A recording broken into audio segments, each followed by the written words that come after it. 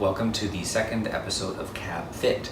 So, I'm going to be 40 in 10 days, that's a correction from the last video. 10 days, September 11th, I will be 40 years old. And the only way to stay in shape at that age is to obviously eat properly as well as exercise regularly. We covered some of our exercise, very light exercise tips, so now let's talk about eating and nutrition. You are quite what you eat, so what you put into your body has a profound effect. And you know, this comes from a result of low carb / keto lifestyle. I know that's not for everyone, but I think making small modifications to the overall abundance of carbohydrates and sugars in the North American diet will benefit anyone. So you don't have to go to the extreme that I've gone to, where I'm very comfortable. I don't want for anything, but you can it's all about moderation and what works for you. Cutting back those sugars, cutting back those carbs.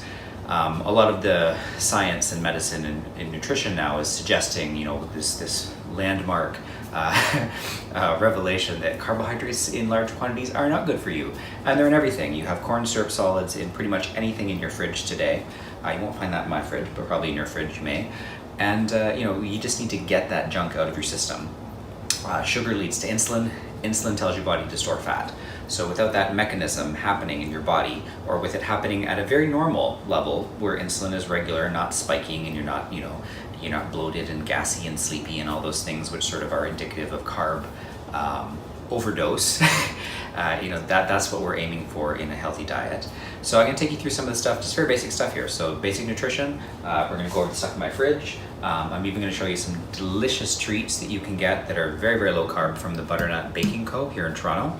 And there's other places like that. They're cropping up all over the place. Places that have an interest in still satisfying a craving without decimating your body. So yeah, I'm going to show you some of that fun stuff, and let's get into it. Okay, so before we take a look at our fridge, I think you just need to see this darling little creature here who's sprawled out and wants to be part of today's adventure. Anyways, that's Jupiter. He's my gigantic Maine Coon, and I've been promising to show him off for a while, but there he is. Hi, baby. Hi, how are you? So, okay, let's take a look in the fridge. All right, so here's what we eat. Now, this is going to be pretty bare bones. Well, actually, there's quite a bit of stuff in there, but I mean, it's pretty simple. So we've got some vegetables, also very important, fresh stuff. Generally, the fresh stuff, like the eggplants that we've got in there, and the green vegetables, the stuff that you slice up, or I like to get that fresh. I like to have a couple of staples, though, at all times. So, and don't be afraid to purchase stuff like this. Like, this is like Eat Smart. It's a superfood salad blend. You've got kale. What else we got in there? Cabbage, broccoli stalk, all the good green, hearty, juicy, crispy stuff. So that's loaded with nutrients. I don't need to show you, but I can. So, we've got tons of vitamins in there. Very, very little sugar whatsoever. 100% of your vitamin C, 30% of your vitamin A, calcium and iron, and quite a bit of fiber in there as well, too. So, you can't go wrong with greens, and they have almost no calories too. That's the best part. It's all nutritive, and there's almost no caloric impact to them whatsoever. We've got some cooked meat up there. Always like to have our meat, not too much. There's 2 patties there, one for my partner, one for myself, and about half a pork loin. So we're going to go through that over the next few days. Eggs. There is nothing wrong with eggs unless you have a pre-existing health or cholesterol problem. Otherwise, for normal, healthy people, they're totally fine. So I probably eat about 4 to 6 eggs a day. Sometimes I'll do them raw. Sometimes I'll fry them up. Sometimes I'll do in olive oil, obviously, not vegetable oil. Whatever I want with them. You can do a ton of things with eggs. You can take all of this beautiful fresh stuff and chop it up and make it into an omelet. And that's really about it. And for the fridge, of course, we have these delicious treats, which I'll be eating. Today is my cheat day, so I'm probably not going to have that whole plate. But that, again, is courtesy of the Butternut Baking Company. I am not endorsing them. Well, I am endorsing them, but, I mean, it's not a paid advertisement. I just discovered this place, and it's like a keto lover's dream, all right?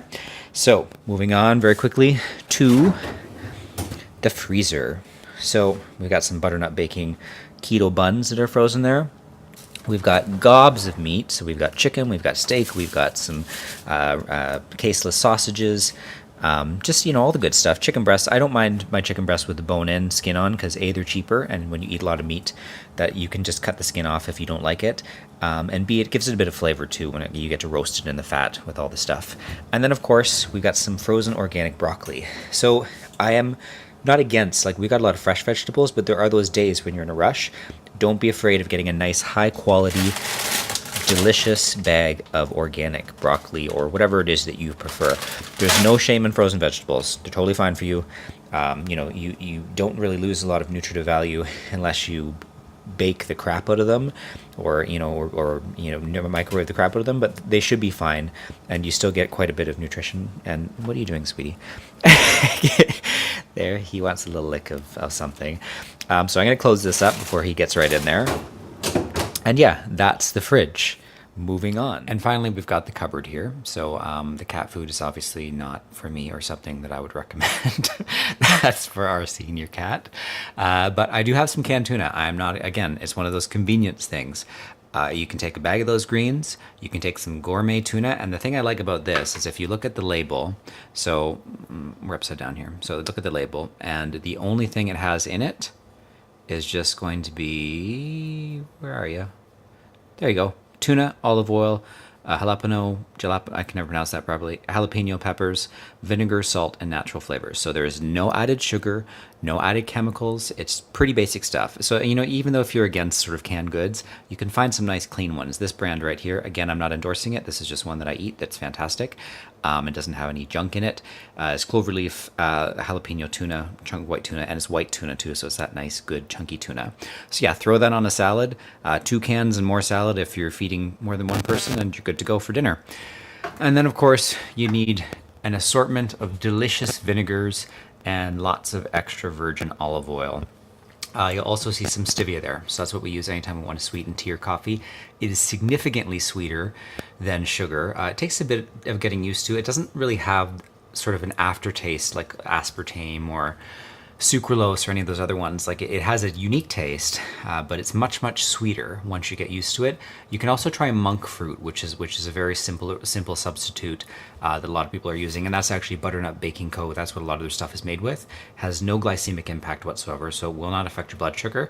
Tastes fantastic. You can put it in baking in substitute of sugar and make these really, really, with good flours like almond or coconut flour, make these really super low carb foods and desserts that you'd never know don't actually have all of the crap in them. Hey, so that wasn't so bad. So, we learned some things, hopefully.